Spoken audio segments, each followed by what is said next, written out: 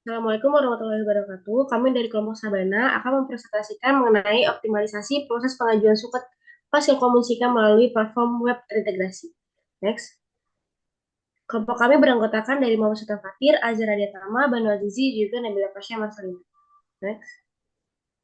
Oke, pada pertemuan sebelumnya, pendekatan teknis metode pengembangan sistem ini sudah pernah dibahas. Nah, pada kesempatan kali ini kita akan membahas terkait sprint planning yang sudah kita fokuskan. Next.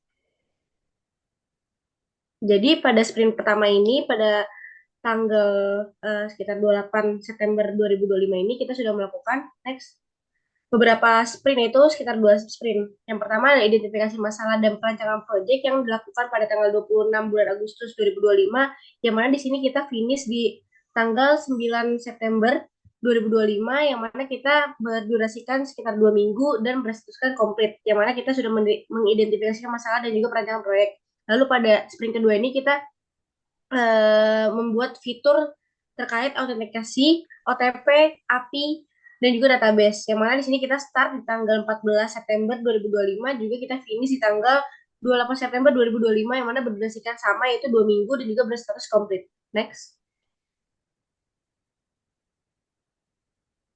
Oke, selanjutnya akan dibahas oleh teman saya, yaitu Banu Azizi.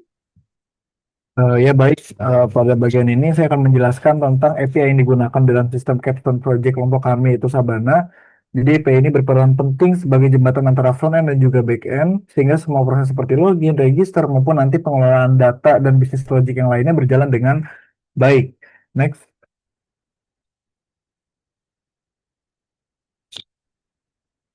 kita masuk ke dokumentasi back-end-nya. Next.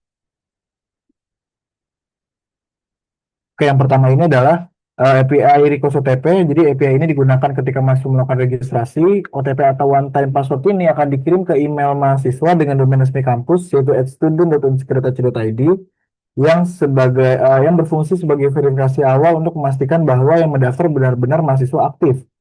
Jadi jika OTP valid nantinya maka mahasiswa bisa menuju ke tahap selanjutnya itu registrasi. Jadi kalau salah maka proses dihentikan.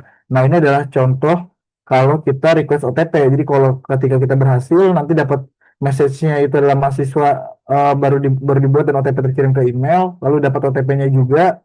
Terus juga nanti kalau kita lihat itu OTP-nya itu kurang lebih ada di sebelah kanan nanti dapat ke email ke mahasiswa yang bersangkutan gitu. Nanti OTP-nya berapa dan berlaku selama 10 menit. Next. Nah, ini adalah contoh yang salah ketika kita request OTP. Jadi kan kita punya 4 validasi ya, boleh di zoom sedikit ke sebelah kiri atas. Nah, jadi untuk yang sebelah kiri atas ini kan VPN tidak valid bukan mahasiswa Faskom. Jadi di kita itu hanya untuk mahasiswa Faskom. Nah, ini kan pakai kode prodinya kan 210.363.115, sedangkan itu bukanlah kode dari prodi Fasilkom karena kita tuh cuma 125 dan juga 117. Eh, ke sebelah kanan, validasi selanjutnya adalah bukan mahasiswa aktif. Jadi email di sini untuk apa yang dipakai untuk pendaftaran di sini kan 18.10.63. 18 itu kan berarti angkatan 18 dengan angkatan 18 sekarang itu sudah tidak aktif. Itu berarti sudah lulus atau mungkin sudah di DO gitu. Jadi makanya di sini kalau daftar pakai akun angkatan 18 maka yang keluar adalah kamu sudah bukan mahasiswa aktif. Boleh ke kanan bawah.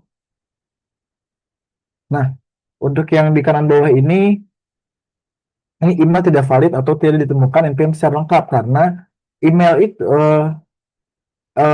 NPM itu kita ambilnya dari emailnya. Sedangkan NPM itu ada 13 digit. Nah, kalau kita lihat di sini 12.10.6.3.11.0013 itu hanya 12 digit, belum 13 digit. Makanya jadi tidak bisa dipakai untuk registrasi maupun untuk mengirim OTP sekalipun. Kalau kita lihat sebelah kiri bawah, dan ini adalah validasi yang terakhir.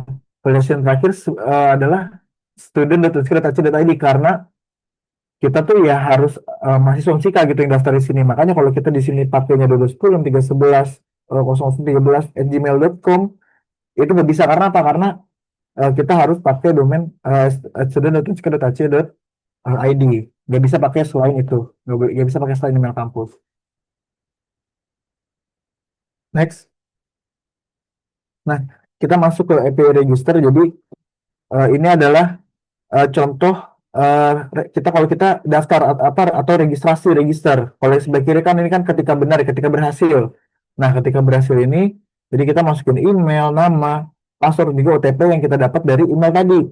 Nah, kita dan di sini juga kita tidak perlu masukkan NPM. Karena apa? Karena NPM sudah otomatis nanti diambil dari 13 digit pertama yang ada di email. Kalau kita nanti send, terus ternyata benar datanya, berarti registrasi berhasil. Kalau salah, misal boleh ke sebelah kanan, kalau salah, misal kesalahannya adalah OTP-nya udah lebih dari 10 menit, karena kan tadi berlaku 10 menit.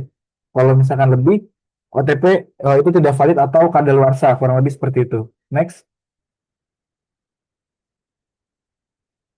Nah, kita masuk ke login mahasiswa. Ketika login, berarti kan hanya memasukkan emailnya dan juga passwordnya. Jadi kita masukkan nanti email dan password. Kalau login itu berhasil, maka akan muncul login berhasil sebagai mahasiswa. Terus kita muncul tokennya karena kita memakai JWT untuk backend-nya. Terus nanti akan muncul role-nya sebagai mahasiswa karena nanti akan diterima untuk masuk ke dashboard itu role ini dan juga namanya Banu Azizi. Boleh next. Nah, selanjutnya adalah bagian admin. Di sini ada adminnya yaitu sekum dari BEM Fasilkom Unsika. Makanya di sini kita buatkan akunnya sendiri. Jadi untuk admin ini nggak bisa registrasi tapi udah disiapkan akunnya. Untuk emailnya adalah sekretaris BEM Fasilkom @gmail.com, passwordnya sekom123. Nah, kalau karena emang ini udah disiapkan ya, jadi udah pasti berhasil harusnya kalau kita pakai email dan password dari ini. Jadi login berhasil sebagai admin, tokennya juga muncul, role-nya sebagai admin, dan juga namanya adalah sekretaris umum. Karena nantinya mengelola web ini adalah sekretaris umum dari BEM Fasil Komunsika.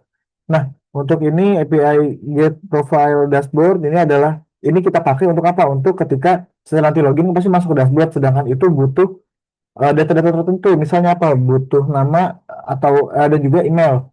Atau mungkin kalau untuk yang mahasiswa ada NPM juga atau prodinya gitu dan status aktifnya. Nah, kalau kita lihat di sebelah kiri, ini tuh kalau kita tadi login menggunakan admin, akun admin, maka kalau misalkan nanti kita get profile, ini tuh nanti muncul responnya ada ID adminnya, ada namanya, namanya adalah sekretaris umum berarti kan, dan juga emailnya, sekretaris umum BEM Fasilkom Unsika, bemfasilkom@gmail.com, dan role juga sebagai admin. Nah, kalau yang untuk sebelah kanan kalau kita login sebagai mahasiswa, karena kan nanti kan ini kan pakai ini ya JWT ya kan kita ambil tokennya kan makanya jadi bisa membedakan role mana mahasiswa dan juga role mana yang admin. Nah, ini kalau kita mahasiswa nanti akan munculnya kurang lebih seperti ini profilnya ada muncul NPM, nama, email, prodi dan juga status aktifnya. Next. Dan yang terakhir adalah logout. Nah, di logout ini kan dia mengambil token ya. Jadi misalkan tadi kita login sebagai admin, berarti ketika kita logout, ya udah nanti respon yang muncul adalah sukses true dan juga message-nya berhasil logout. Begitu juga dengan mahasiswa. Kalau misalnya nanti kita login sebagai mahasiswa, nanti kan kesimpan juga tokennya. Nanti di token itu juga kan dia nyimpan data siapa nih yang login kan role-nya apa. Nah, itu nanti juga kesimpan juga. Nanti sama aja untuk responnya sukses true dan juga message-nya adalah berhasil logout. Next. Untuk selanjutnya untuk bagian frontend akan dijelaskan oleh teman saya yaitu Sultan Fatir dan juga Azra Diatma. Selanjutnya adalah progres dari front end developer pada kelompok kami, yaitu sama seperti back end developer. Di sini kami berprogres dari authentication. Yang pertama ada login dan register user dan juga login admin dan juga pop up notifikasi login dan register. Contohnya seperti message berhasil ataupun tidak berhasil dari login ataupun register, dan juga menampilkan dashboard sesuai role. Misal login sebagai mahasiswa maka dashboardnya adalah mahasiswa, jika login sebagai admin maka dashboardnya adalah dashboard admin. Next. Nah, selanjutnya adalah dokumentasi front end developer. Next. Yang pertama adalah tampilan registrasi akun dan juga autentikasi. Nah, di sini adalah contoh data yang tepat jika kita mengisi form registrasi, yaitu ada login, yaitu ada email yang sesuai, dan juga sesuai setelah kita mengisi email kita akan harus menekan kirim OTP terlebih dahulu agar dapat menerima tokennya. Nah, jika OTP-nya itu kadaluarsa atau lebih dari 10 menit, maka akan ada validasi seperti pada backend tadi. Next. Nah, berikut adalah contoh dari registrasi yang gagal di sini, yaitu isi email terlebih dahulu. Nah, jika kita menekan kirim OTP, sedangkan email masih kosong, maka akan muncul validasi seperti berikut. Next. Nah, selanjutnya adalah NPM tidak valid atau bukan mahasiswa Fasilkom. Di sini sebagai validasi kami mengambil 1063.117 ataupun 1063.112 11 125 di sini sebagai validasi. Nah, jika dari di luar dari itu atau tidak NPM itu, maka akan muncul NPM tidak valid atau bukan mahasiswa Fasilkom. Seperti kita lihat di sini ada contoh 221063.127, bukan 125 ataupun 117. Jika kita menekan kirim OTP, maka akan menampilkan pesan tersebut. Next. Nah, selanjutnya akan disampaikan message-message lain oleh teman saya yaitu Azhar Adiatma.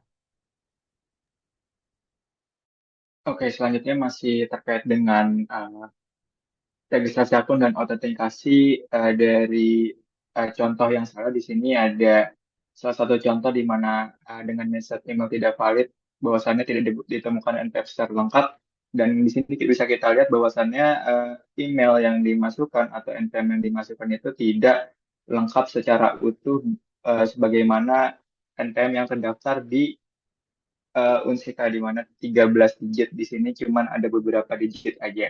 Jadi nanti bakal muncul message sebagai berikut. Oke, selanjutnya di sini ada case lagi, ada kasus lagi terkait dengan registrasi akun dan autentikasi yang salah. Di sini ada message bahwasannya kamu sudah bukan mahasiswa aktif dan dapat dilihat bahwasannya di sini di form email pengguna memasukkan email dengan tahun 18 bahwasannya di sini tidak masuk ke dalam kriteria mahasiswa aktif untuk bisa login atau registrasi ke akun sistem ini.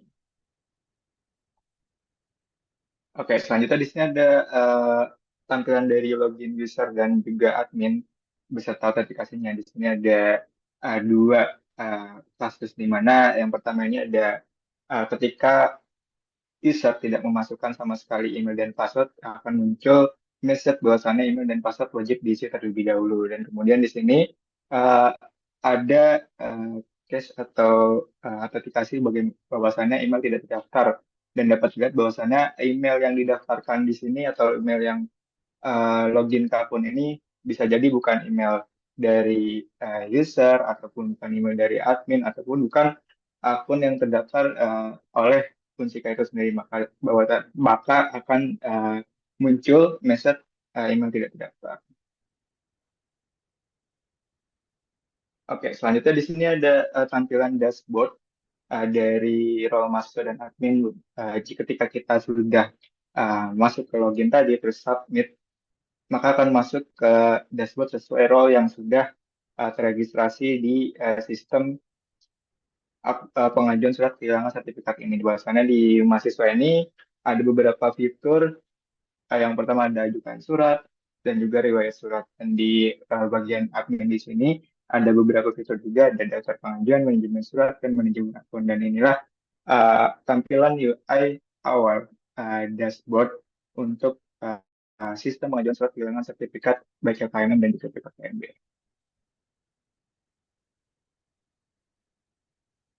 Oke, baik. Itulah hasil dari pemaparan kelompok kami. Selebihnya mohon maaf. Wassalamualaikum warahmatullahi wabarakatuh.